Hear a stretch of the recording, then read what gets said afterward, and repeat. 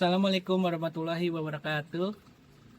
Kami dari kelompok 7 ingin menjelaskan tentang penerapan standar akuntansi pada pajak pertambahan nilai. Perkenalkan diri, nama saya Fasyadi Terehan dan juga dua teman saya. Yang pertama itu ada Muhammad Faisal dan Muhammad Rafa.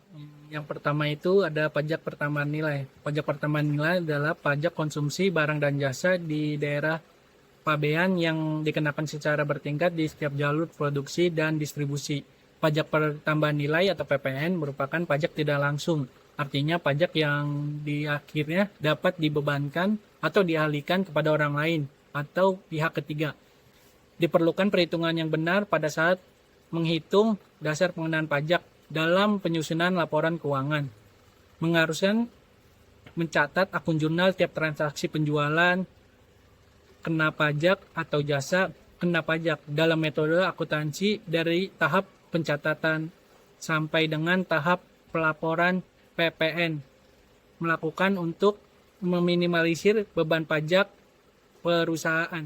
Perkenalkan, nama saya Muhammad Faisal. Saya akan menjelaskan tentang penerapan standar akuntansi pajak pertambahan nilai.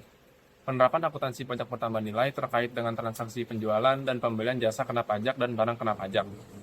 Di mana akuntansi pajak pertambahan nilai perusahaan dimulai dengan melakukan pengenaan tarif PPN atas jasa kena pajak, lalu memungut PPN dan melakukan pencatatan transaksi PPN. Pencatatan akuntansi PPN pada perusahaan masih mengacu pada standar akuntansi keuangan. Penyajian PPN juga merupakan salah satu hal yang terkait dengan penerapan akuntansi.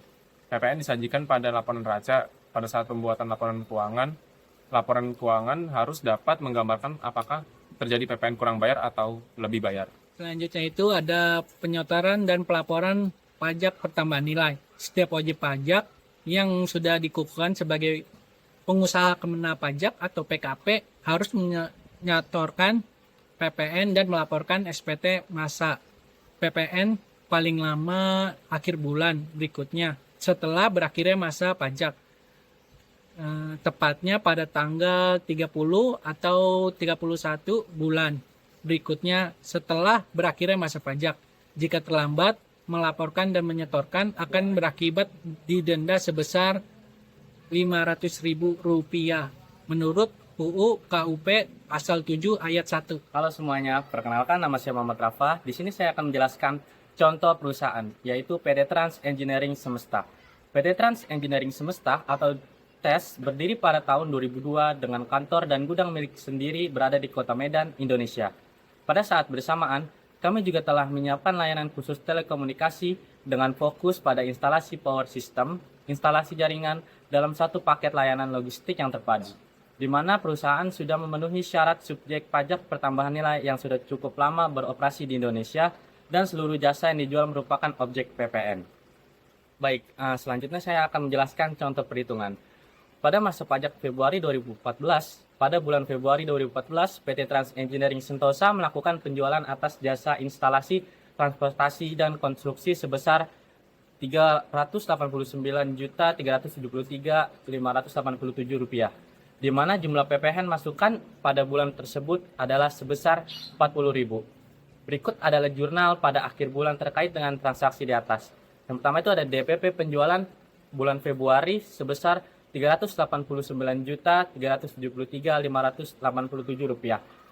Selanjutnya itu ada PPN keluaran bulan Februari 11% dikali DPP sama dengan Rp42.831.095. Selanjutnya itu ada PPN masukan bulan Februari sebesar 40 juta.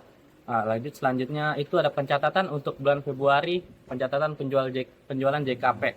Kas atau piutang usaha sebesar Rp432.204.682 pada penjualan sebesar Rp389.373.587 pada PPN keluaran Rp42.831.095. Selanjutnya itu ada pencatatan saat PPN terutang. PPN keluaran sebesar Rp42.831.095 pada PPN masukan Rp40.000 pada hutang PPN kurang bayar sebesar Rp42.791.095. Pencatatan saat PPN disetorkan hutang PPN kurang bayar Rp42.791.095 pada kas atau bank sebesar Rp42.791.095 Rp095.000. Dampak terhadap bisnis. Dampak penerapan akuntansi keuangan dalam perhitungan dan pelaporan pajak pertambahan nilai atau PPN sangat berdampak baik dan memadai untuk menghasilkan informasi bagi perusahaan agar dapat menghitung, mencatat, menyajikan, menyetor, dan melaporkan jumlah pendapatan serta PPN terutang setiap bulannya. Mungkin itu saja presentasi dari kelompok kami. Sekian, mohon maaf. Wassalamualaikum warahmatullahi wabarakatuh.